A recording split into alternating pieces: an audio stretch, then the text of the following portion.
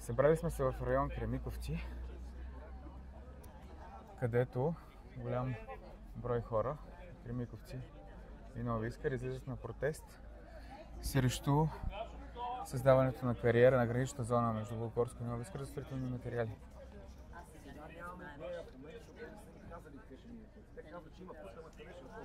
Даже каза съществуваща, който няма да го реновира по никакъв начин. А то няма такъв, който може да се ползва такава техника. Това са горски пътища, това са тесни пътища, горски цели. Голям наклон и там е невъзможно да се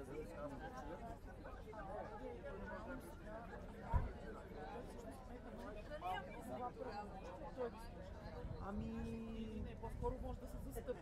Може да се застъпи. Може да се застъпи. Може да се застъпи. Риосън. Не е МРРБ. МРРБ не отговаря за инвестиционното. МРРБ са написали, значи в коалиционния договор пише така. Има ли министерството? Чия финално? РИОСВ, МОСВ.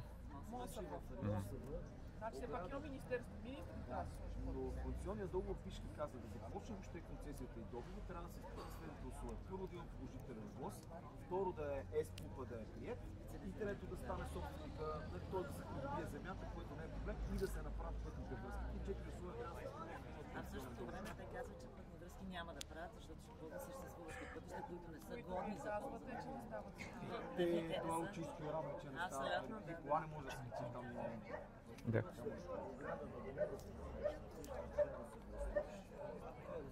И е проблем, обаче на ходище не е проблем. Че бутат прави. Да, абсолютно. Да. Сроковете за едно съгласуване са 6 на 8 месеца. За елементарна съгласуване. Хубавото в случая е, че в РИОСВ, за да тръгнат нещата, трябва да тръгнат и Тоест те са свързани в момента общината с РИОСВ. Миналия път заради това ги спряхме, защото всъщност общината не помина ЕСПУ и РИОСВ за това се продължило го. Да, задължителен не може да откаже. Министерството може да откаже. Техни са правомощите да откажат принципно. Съмняваме се, че имат желание. Писали концесионен договор. А ОВОС излязъл ли? Не, те с инвестиционното намерение ще се каже дали има нужда от ОВОС или няма.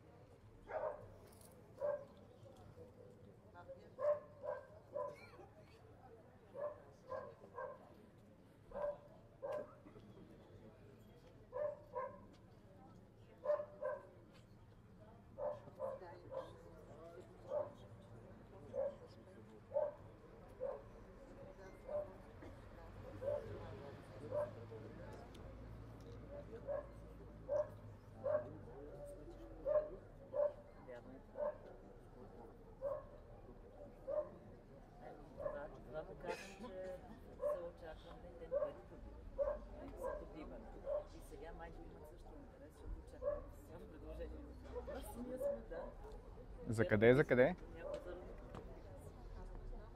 Няколко седмица ще има внесено и търгове. А какво да правят там? Най-вероятно да добиват пари. Няма да е яхтен клуб.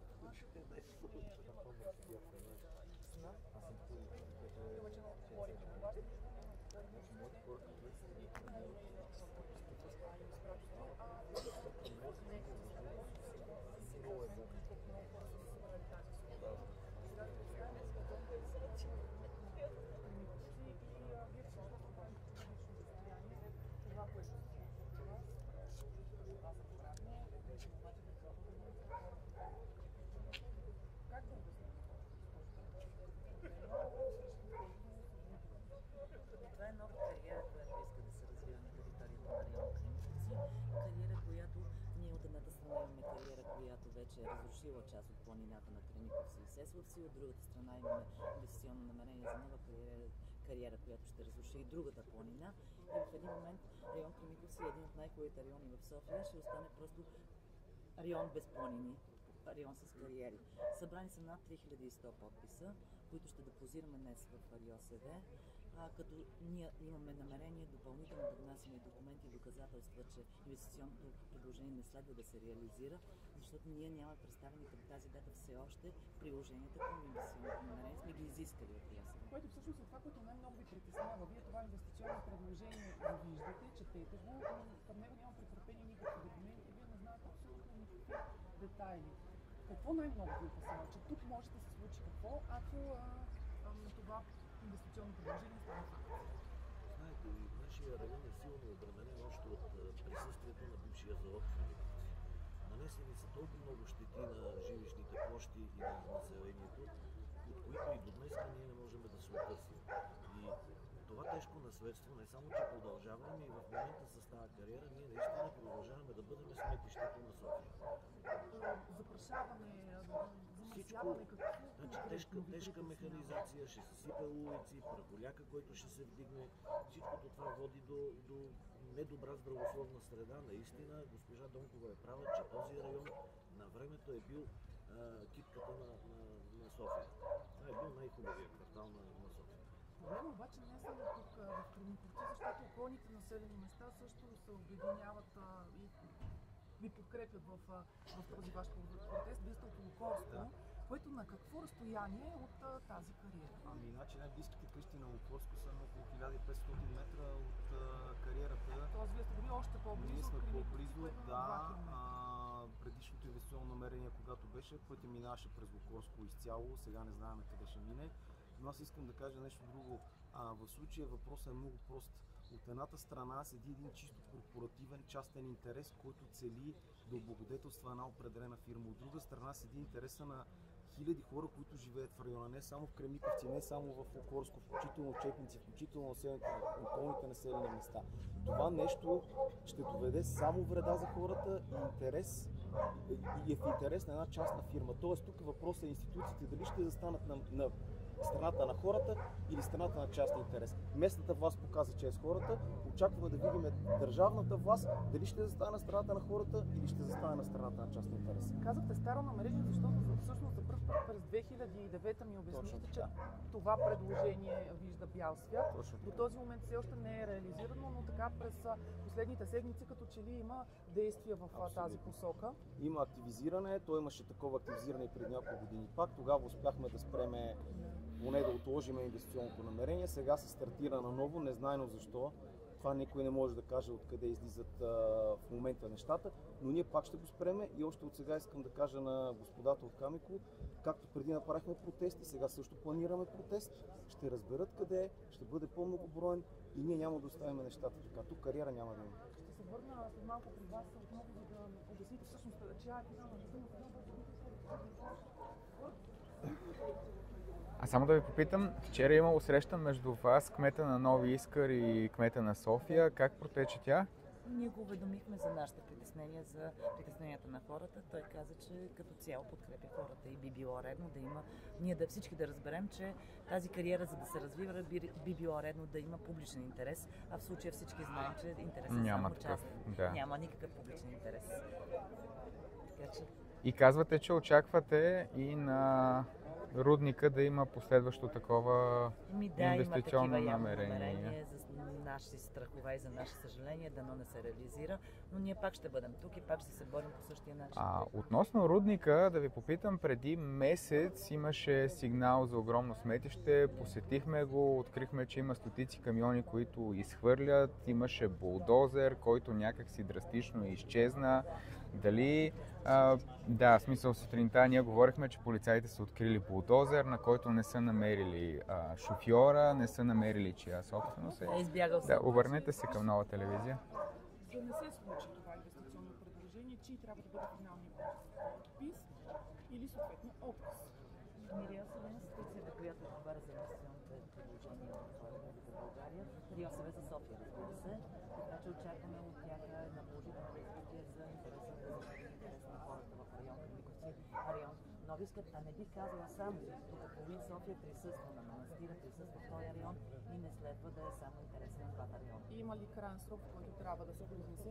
Не може да кажем такъв срок, това е вече в техните правомощия, но ние наистина имаме страхове, защото на 2000 метра от тази кариера се намира рудник Кремиковци, който е с регистриран свлачищни процеси и който не знаем какво ще бъде влиянието на взривите пред тази кариера в рудника.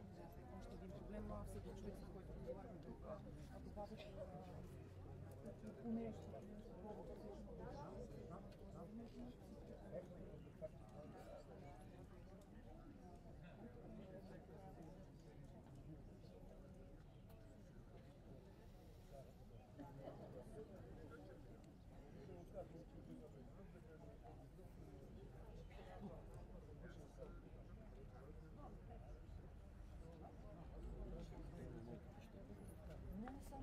Това е половин селище. А вие сте от Лукорско, граждани на Лукорско. Аз съм от инициативния комитет, който преди години спрях на кариерата. Yes. Пак ще спря. Супер. А вие дали сте разговаряли с кмета на район Нови Искър относно всичко това? Какво е неговото отношение? Вчера Добре. беше на срещата. Абсолютно подкрепа. Той е Вие също сте били там, така ли? Да. И как протече като цяло? съвсем нормално смисъл. Аз смея да кажа, че местната власт е изцяло на страната на хората. Остана да видим държавната. Значи, пак казвам, тук се бият два интереса. Един интерес на хората, един интерес на частна фирма. Всеки може да провери коя е фирмата.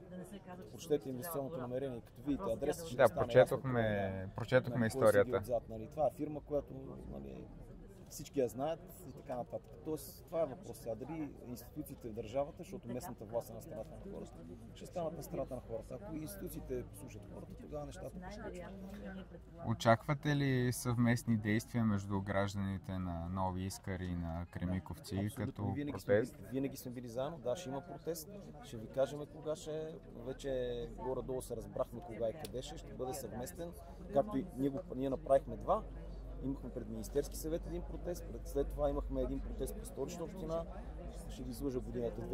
Точно когато го внесаха 17 е било. 17 е било. Сега ще бъдат отново. Може да бъдете сигурни, че има протести. Добре, ние също като медия ще пуснем запитване към РИОСВ и ще проследим действията.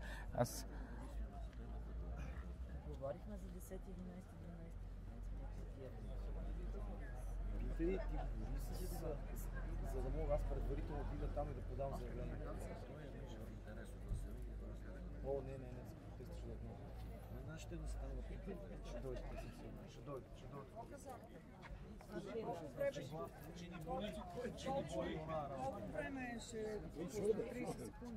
Мога ли само да ви попитам относно това сметище да продължим на смисъл? Дали вие предприехте някакви действия, дали ще проследите процеса за да, ние сме това? ограничили достъпа точно за да не се изхвърля допълнително.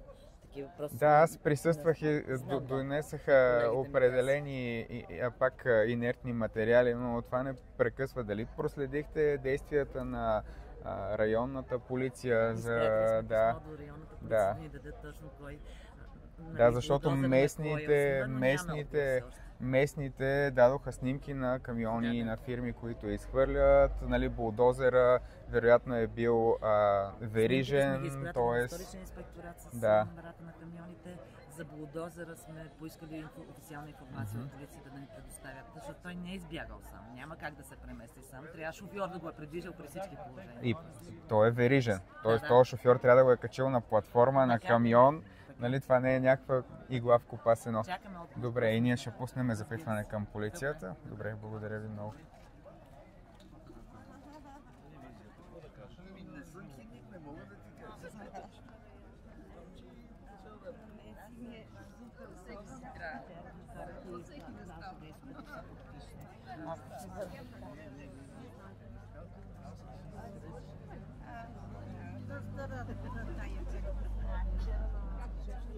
Спомен, че това време сме били.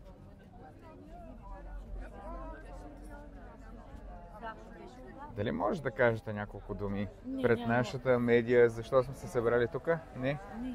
Добре.